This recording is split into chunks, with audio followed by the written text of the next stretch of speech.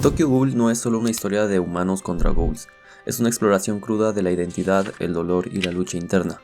Como la vida real, solo que con dietas un poco distintas. Pero hay algo más allá de su narrativa que nos atrapa: su arte. Shuei Ishida es el genio detrás de todo esto. Utiliza cada línea, cada sombra para hacernos sentir lo que están viviendo los personajes. Entonces, ¿qué es lo que hace que su arte nos transmita tanto? ¿Qué hace que su estilo se destaque entre tantos otros mangakas? Bueno, en este video analizaremos en profundidad las técnicas que Ishida implementa en sus paneles y les hablaré de los 5 elementos que caracterizan el arte de Tokyo Ghoul. Primero, el orden y el caos, dos contrastes que utiliza de manera intencionada para reflejar la dualidad interna de sus personajes y el mundo en el que habitan, y podemos notarlo en 3 distintos aspectos. Primero, el tono de la historia. Desde el primer capítulo, Ishida utiliza sombras para sumergirnos en la melancolía de su mundo. Mira esta escena del capítulo 1, Kaneki acaba de despertar en el hospital, y la viñeta sombría refleja el miedo que lo rodea mientras descubre su nueva identidad. Aquí las sombras no solo decoran la página, son un reflejo visual del aislamiento de Kaneki. Este enfoque del contraste y el uso intencional de lo oscuro no es solo para dar drama, es una declaración visual. Estás solo, no entiendes lo que eres. Sin embargo, podemos ver que la primera parte, cuando todo es normal entre comillas, las viñetas son simples y limpias, pero a medida que avanzamos se va volviendo cada vez más sombrío, algo parecido al matrimonio. Podemos ver cómo las páginas pasan de esa normalidad blanca a ser páginas cada vez más oscuras. Las viñetas cambian de ser estructuras simples y ordenadas a volverse más dinámicas y caóticas. Orden para la tranquilidad y calma, y caos para la tensión y el drama. Barras. Los trazos cumplen exactamente la misma función. El line art de Ishida se caracteriza por ser bastante suelto y digamos que normal en términos generales, pero también podemos notar cómo puede pasar de ser un tono bastante limpio y uniforme a ser más remarcado y caótico en las escenas de acción y drama, ayudándolo a resaltar esa intensidad en esos momentos. Podemos notar cómo en algunas partes pareciera que Ishida pasara varias veces la plumilla por la misma línea. Este es un livestream que Ishida hizo en su canal, dibujando una página de su manga Choujin X, recomendado por cierto. Aquí podemos ver cómo empieza el dibujo con líneas delgadas y uniformes, y después poco a poco empieza a remarcarlas, para así darles más carácter y dinamismo. Este tipo de line art lo logra con pinceles digitales que simulan la tinta tradicional y que cuentan con una variación de presión. Estos pinceles permiten crear trazos que van de líneas finas y suaves a líneas más gruesas y marcadas, dependiendo la presión aplicada. Puedes ver que el pincel que usa Ishida es bastante delgado y a medida que avanzaba iba repasando sus trazos en ciertas partes. Esto, además de darle un valor adicional a la línea y hacer el dibujo más interesante, le da un dinamismo visual que refleja los cambios emocionales y la intensidad de las escenas de acción. En Clip Studio, que es el programa que Ishida utiliza, hay pinceles con estas propiedades como la G-Pen, la G-Pen Real, la Maru Pen y la Saji. Personalmente yo recomiendo la G-Pen. En conclusión, los trazos de Ishida son como una combinación de precisión, expresividad y caos controlado que sirven para contrastar los momentos de calma con los momentos de drama. Lo siguiente es el ritmo. ¿Pero qué es el ritmo en el manga? El ritmo se refiere a la velocidad y fluidez con la que se desarrolla la historia y se presentan las distintas escenas. Es un elemento crucial que afecta cómo el lector percibe la narrativa, las emociones y la acción. Y el orden y caos también se utiliza para esto en Tokyo Ghoul. Para explicar esto, veamos la escena del ataque de Rise a Kaneki, pero esta vez quiero usar como ejemplo la edición redibujada. Antes del ataque, el ritmo es pausado.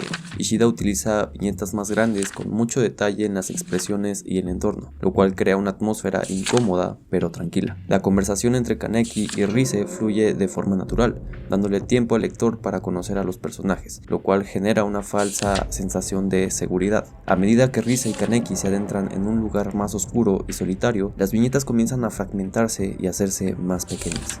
Esto introduce una sensación de inquietud en el lector. Ishida empieza a cortar las escenas más rápidamente con primeros planos y siluetas que sugieren el peligro sin mostrarlo directamente. Ishida dibuja el paso que da Riz para acercarse a Kaneki en 2 viñetas divididas, blancas, limpias. Estas 3 viñetas iniciales dan calma. El orden y la limpieza de las mismas hacen que lo que pasa después se sienta aún más, ya que bueno, creo que Rise se tomó muy en serio esa onda de devora, hermana. Y ese orden se va a la mierda. el ritmo cambia drásticamente. Las viñetas se vuelven más rápidas, con muchas imágenes de acción en secuencia. El uso de paneles más pequeños y la falta de diálogo aumentan la velocidad de lectura, intensificando la sensación de caos y desesperación de Kaneki mientras lucha por sobrevivir. Sin embargo, también dentro de esta secuencia tenemos estos contrastes entre viñetas saturadas de líneas más caóticas que reflejan la acción y la velocidad de la escena y pausas ralentizando ligeramente el ritmo en ciertos momentos para resaltar el estado mental de Kaneki y cómo se desmorona con viñetas más minimalistas que te hacen ver y entender la desesperación, el miedo y el dolor de Kaneki. Después del ataque, Ishida vuelve a disminuir el ritmo. Las viñetas son más amplias, mostrando a Kaneki herido y al borde de la muerte. Aquí el silencio es clave, ya que no hay mucho diálogo, permitiendo que el lector absorba el terror y la gravedad de la situación. Esta es la magia del ritmo, y así Ishida utiliza el orden y el caos. El siguiente factor son las expresiones. Ishida es un experto en transmitir emociones profundas a través de las expresiones faciales. El arte es capaz de capturar desde el dolor y la desesperación hasta la furia y la determinación, lo cual enriquece muchísimo la narrativa. Pero ¿cómo Ishida logra que un panel sea capaz de transmitirnos tanto? Bueno, observemos esta viñeta. ¿Qué emoción te transmite la expresión de Kaneki?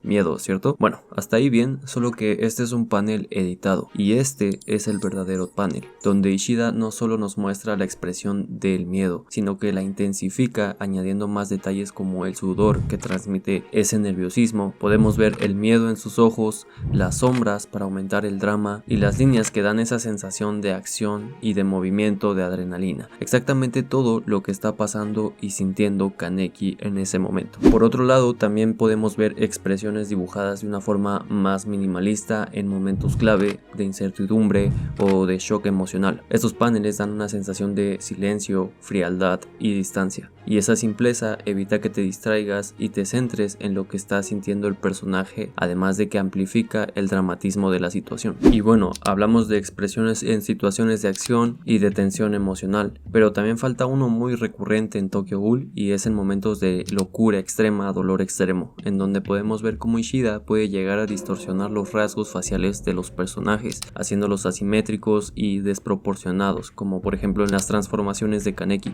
Esta distorsión visual ayuda a reflejar ese caos interno de los personajes. También podemos ver cómo usa otros recursos para intensificar la emoción, como las onomatopeyas y fondos abstractos que pueden ayudar a representar dicha emoción. Por ejemplo, aquí usa ese efecto como de aura mágica para enfatizar ese momento mágico, y aquí ese fondo oscuro con formas abstractas y quebradas, cuando Hide precisamente rompe la emoción de Kaneki al decirle que probablemente Rise le sonríe porque su mirada la incomoda y no porque le atraiga. Y esto me lleva al siguiente factor, el simbolismo, que lo podemos ver en estos elementos gráficos que les acabo de mostrar, como los fondos abstractos y distintos efectos que sirven para enfatizar emociones o reforzar la esencia del momento, como también elementos simbólicos en las escenas relacionados con estas emociones, situaciones y sentimientos, como por ejemplo en esta escena del capítulo 140, donde Kaneki está rodeado de flores blancas, que simbolizan pues nada menos que la muerte y la inocencia perdida, y probablemente su última esperanza de tener un buen día. Ishida no necesita decirte explícitamente lo que están sintiendo los personajes,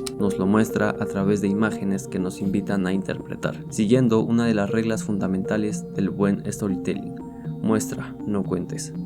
Ahora pasemos a hablar de los fondos, que se ven increíbles, pero lamento decirles que muchos son fotografías o modelos 3D modificados, y puedes considerarlo como trampa o no, y tal vez muchos no lo consideren un factor diferencial porque está usando modelos 3D. Sin embargo, en este caso número 1, creo que se puede justificar por los demandantes plazos de entrega, y es algo que ayudó a Ishida a no fallar en la publicación semanal durante 7 perros años sin tomarse un solo descanso, así que no podemos quejarnos, además de que no es tan sencillo como parece. Hay que hacer ciertas modificaciones para que el fondo luzca bien y encaje con el arte, y esta es una de las 3 cosas que me llaman la atención de los fondos de Ishida, ya que hace que estas imágenes encajen perfectamente con los dibujos y que no parezca una pantalla verde barata como en ciertas películas que ha producido cierta empresa últimamente, sino que el fondo queda perfecto con el dibujo y no parece tanto una fotografía, lo cual lo hace más orgánico, por así decirlo. Lo segundo es cómo adapta estos fondos de tal forma que no se pierdan los personajes y que contrasten entre sí, como por por ejemplo en este panel en el que podemos ver cómo el fondo pasa de ese patrón a volverse completamente blanco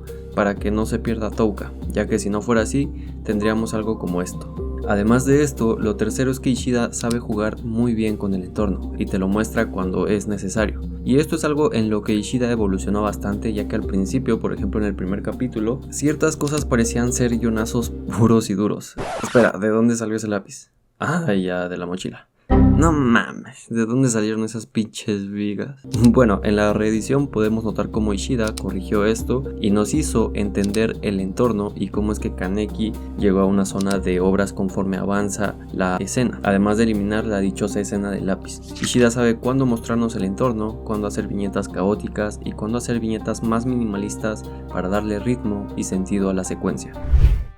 Las peleas de Tokyo Ghoul también tienen varios elementos distinguibles. Como ejemplo, veamos una de mis peleas favoritas, la de Touka vs Tsukiyama. Lo primero que podemos notar es ese dinamismo en los trazos, líneas rápidas que dan expresividad y una sensación de soltura y movimiento al dibujo. Esto especialmente en los ataques, impactos, capturando así la tensión y energía del combate. Aunado a esto, la forma en que representa el movimiento me gusta mucho, pues no abusa del uso de líneas cinéticas como algunos otros autores, y esto evita que te pierdas en la pelea y entiendas perfectamente lo que está pasando. En su lugar, una de las técnicas que utiliza para representar los movimientos es contornear al personaje o la parte que se está moviendo con líneas, siguiendo la trayectoria del movimiento y dando así ese efecto como de velocidad y movimiento. Esta acción también la refuerza con el uso de sombras, tirando las líneas del sombreado en la misma trayectoria del movimiento. Asimismo, movimientos más sutiles como el hecho de levantar la cabeza los representa con un par de líneas más pequeñas como estas. A medida que avanzamos en la pelea vemos viñetas dinámicas llenas de líneas y caos, pero de nuevo en partes clave las viñetas son más minimalistas y silenciosas para pausar el ritmo, aumentar el drama y hacer que nos centremos en lo que están pasando física y emocionalmente los personajes. En esta misma página encontramos otro diferenciador, y ese es como no el uso de los kagunes. Estos se despliegan en formas abstractas que dominan la página. El uso de kagune,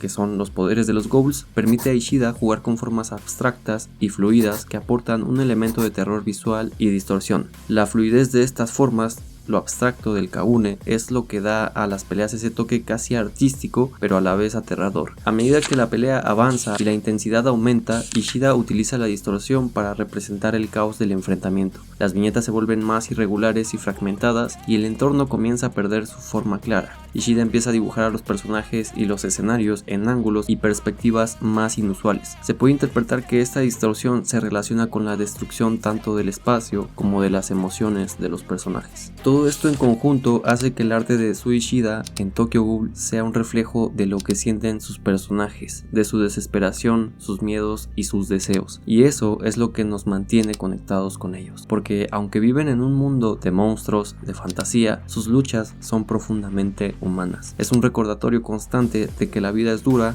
la identidad es complicada y que el matrimonio está sobrevalorado. Ah, no, eso no era. Bueno, aún falta un factor muy importante que son las pinturas, pero esto es un tema más extenso y quiero dejarlo para otro video. Por lo mientras les recomiendo ver este otro análisis donde explico cómo los mangakas como Sui Ishida logran dibujar poses tan dinámicas. Especial agradecimiento a mis miembros del canal, a Carlos, Facun, Sofía, Rodrigo y Milton. Y si les gustan estos análisis y quieren elegir el próximo, además de obtener otros beneficios y apoyar un poco el canal, pueden volverse miembros con el botón de acá abajo o el link de la descripción. Suscríbete si no lo estás, deja tu like y comentario, no seas culo. Gracias por llegar hasta acá y nos vemos en el próximo video. Chao, chao.